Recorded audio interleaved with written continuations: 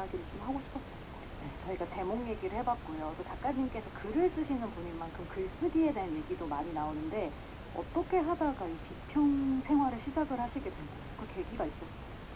제가 이제 한국어문학과를 나왔거든요. 네. 그러니까 다들 국문과로 알고 계신 그 학과인데, 어, 우리 학교 한국어문학과에는 선생님들이 다 비평가셨어요. 네, 근데 이제 좀 이렇게 저렇게 알게 되니까 다른 학교에는 뭐 시인 선생님도 있고 소설가 선생님도 계시고 그렇게 한다더라고요.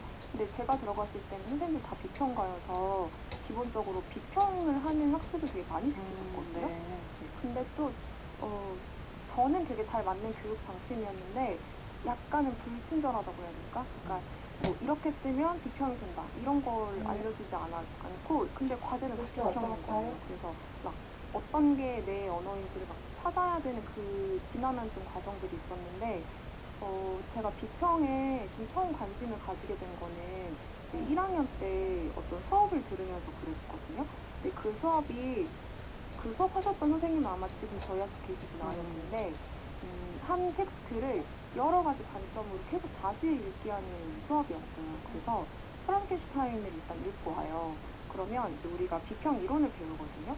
그래서 그 프랑켄슈타인은 처음에 그냥 1주짜리 읽고 들어오는 거고 그걸 뭐 마르크스주의, 뭐 페미니즘, 정신분석학 이런 걸로 계속 다시 읽기를 하는 거예요. 여러 이론에 의해서 또 읽는 거예요.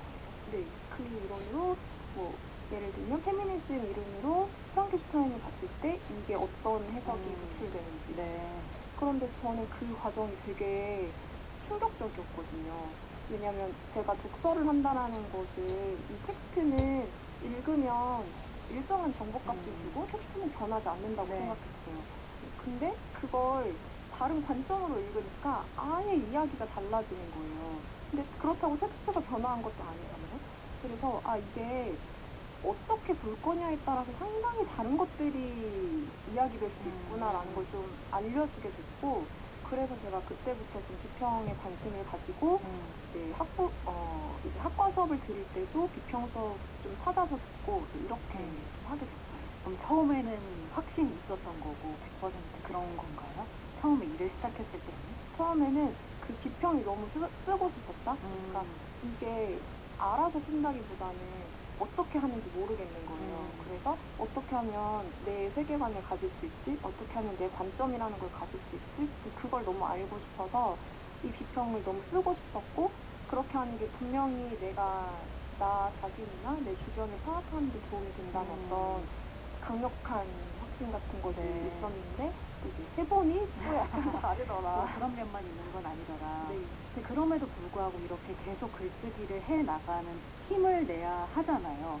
그런 의미나 이런 것도 있을 것 같아요. 되게 감사하게도 제가 비평 글을 쓰고 나서 적절한 시기에 적절한 관심들이 주어졌던 것 같아요. 네.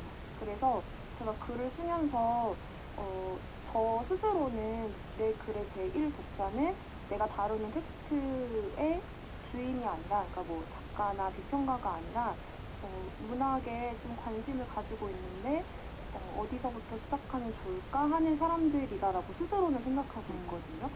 근데 이제 문학에 좀 관심을 가져주시는 분들이 그런 점들을 잘 이렇게 캐치해 주셔가지고 약간 저한테는 말을 걸어주는 경험들이 있었어요. 그러니까 뭐 이런 글을 잘 봤다, 어떤 부분이 좋았다.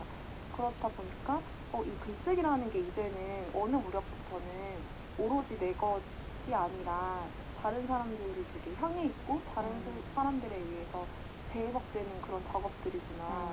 그러다 보니까 좀 다른 종류의 책임감도 생기고 그렇게 좀 의미가 변화했죠. 네, 오늘 선우일 씨 작가님 만나서 새 책 웃기지 않아도 웃지 않음 만나보고 있는데요. 가족에 대한 얘기가 굉장히 많이 나오잖아요. 저는 우선 궁금했던 게 굉장히 솔직한 얘기들이 많아서 이런 거를 책에 넣는 게 좀 부담이 되진 않았을까 싶었거든요. 네, 부담이 됐어요. 네. 네, 부담이 됐고 특히 이제 제가 어머니 이야기를 좀 많이 썼는데 저한테 가족이라고 하는 게, 그러니까 세간에서 가족이라는 것은 뭐 이렇게 화목해야 되고 막 어떻게 해야 되고 하는 그 이미지나 이상적인 형상들이 있잖아요. 근데 저도 그걸 학습했는데 근데 실제로 제가 가족을 목격하고 가족들이랑 이렇게 관계를 맺으면서 그런 이상적인 것들이